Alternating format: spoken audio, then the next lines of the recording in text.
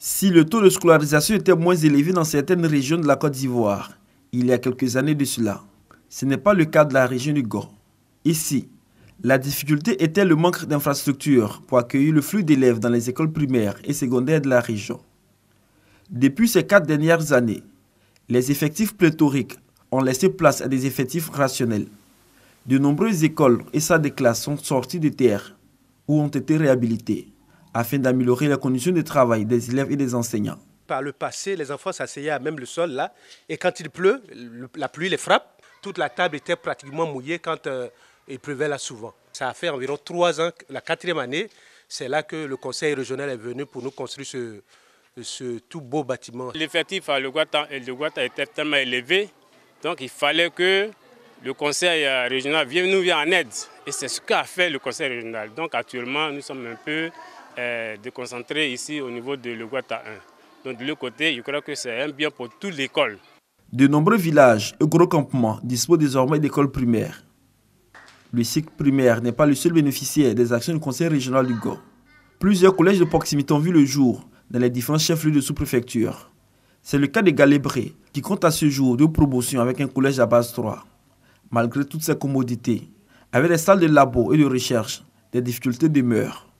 Depuis l'année dernière, nous n'avons que 4 professeurs bivalents, français et DAC, mathématiques TICE, anglais EPS, et puis physique-chimie SVT. Bon, l'année dernière, ça ne posait pas de problème, sauf en histoire géo, nous n'avons pas reçu d'enseignants. Cette année, les besoins ont été multipliés par 2.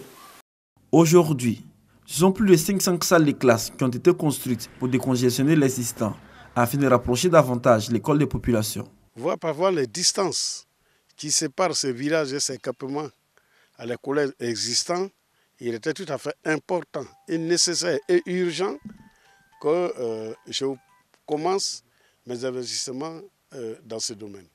Parlons des collèges. Vous prenez par exemple la sous-préfecture de Guépao. Entre Guépao et Tonla, vous pouvez compter plus de 30 km. Et il fallait que les enfants quittent là pour aller à Tonla. Il faut que les enfants quittent Tonla pour aller à Diego-Nofra. Aujourd'hui, ils ont un collège.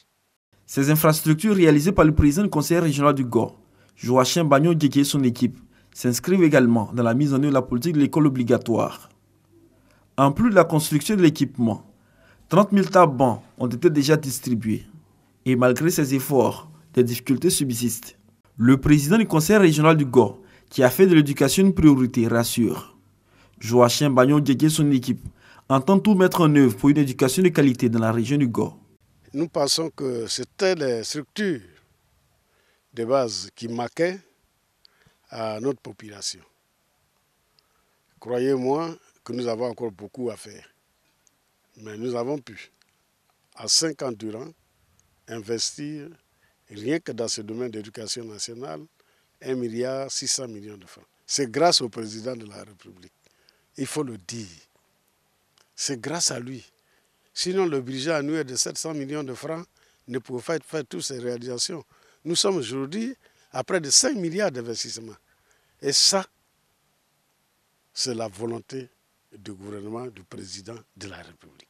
Des actions saluées par la directrice régionale de l'éducation nationale, de l'enseignement technique et de la formation professionnelle.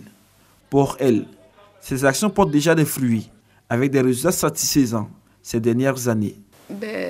Nous avons en tout cas salué les actions du conseil régional qui a contribué à construire des bâtiments, des salles de classe, des laboratoires, des logements de chefs d'établissement dans certains établissements dans les villages comme Niabo Djounoua et tout ça. Mais les besoins sont toujours nombreux et nous continuons d'attendre.